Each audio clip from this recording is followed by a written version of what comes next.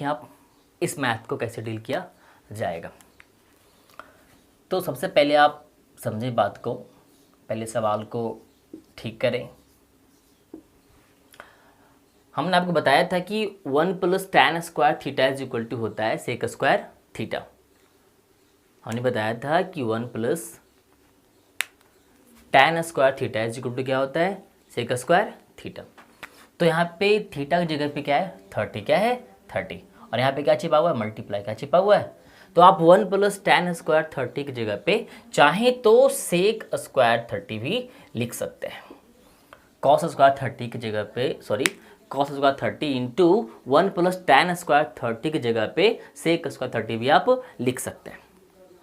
अब देखिए ज़रा कि कॉस 30 का मान क्या होता है, तो वो होता है √3/2।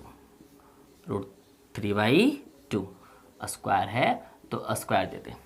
सेक 30 का मान क्या होगा, तो 2/√3 स्क्वायर है तो आप इसको स्क्वायर देते हैं, है ना, ऐसा कर सकते हैं। अब आप देखिए ज़रा कि इसमें क्या होगा। √3 का स्क्वायर क्या हो जाएगा, 3, 2 का स्क्वायर क्या होगा, 4, 2 का स्क्वायर क्या होगा, 4, √3 का स्क्वायर क्या होगा, 3, 3 क्या हो गया, कैंसिल हो गया, 4 क्या हो गया, कैंसिल हो गया। तो इसका आंसर क्या है, 1। आंसर क्या है, 1। आप देखिए ज़रा इसी मैथ को आप किसी और अप्रोच के साथ भी बना सकते हैं। आप इसे एक अलग तरीके से भी बना सकते हैं, है ना। हमने आपको बताया था कि कॉस थीटा का उल्टा क्या होता है, सेक थीटा, है ना, और दोनों का प्रोडक्ट मतलब गुणनफल क्या होता है, 1, हमने आपको बताया था, है ना।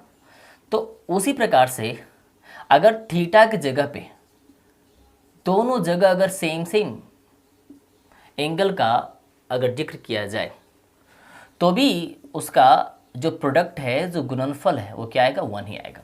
अगर cos theta into sec theta अगर 1 होता है तो cos 30 इंटू सेक 30 बराबर भी क्या होगा, 1 ही होगा।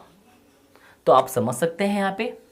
तो अगर cos थीटा गुने सेक थीटा बराबर 1 होगा तो cos square theta into sec square theta बराबर भी 1 ही होता है। आप इसको ध्यान में रखें।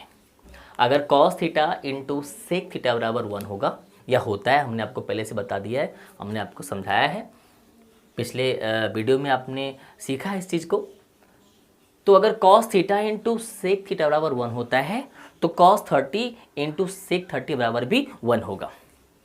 और अगर cos theta into sec theta बराबर 1 होता है तो cos square theta into sec square theta बराबर भी क्या होगा, 1 होगा, है ना।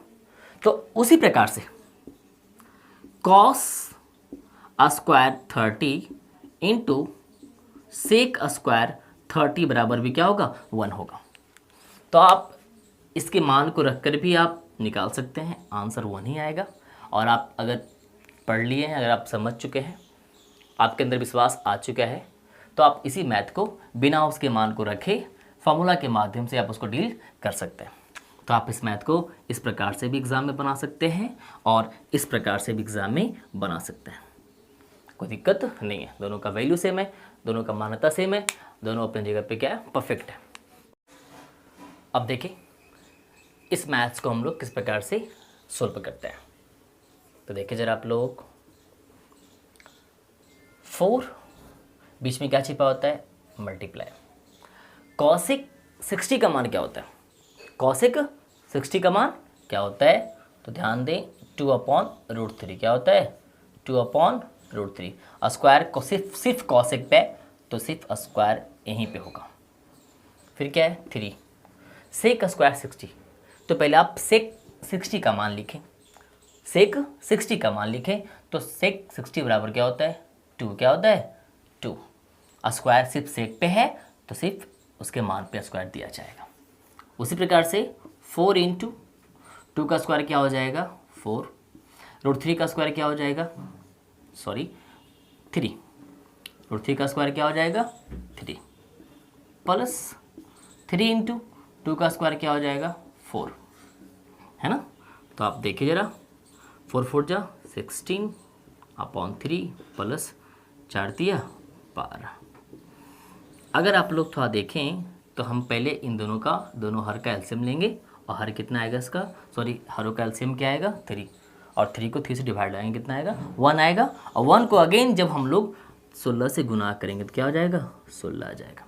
उसी प्रकार से 3/1 3 आएगा, और 3 को अगर 12 से गुना करें तो कितना आ जाएगा 36 आ जाएगा। और इसे अगर आप लोग डील करना चाहें तो 6 6 12 के 2 बाकी 1 3 1 4 1 5, तो क्या हो गया 52/3 आपका आंसर आ गया।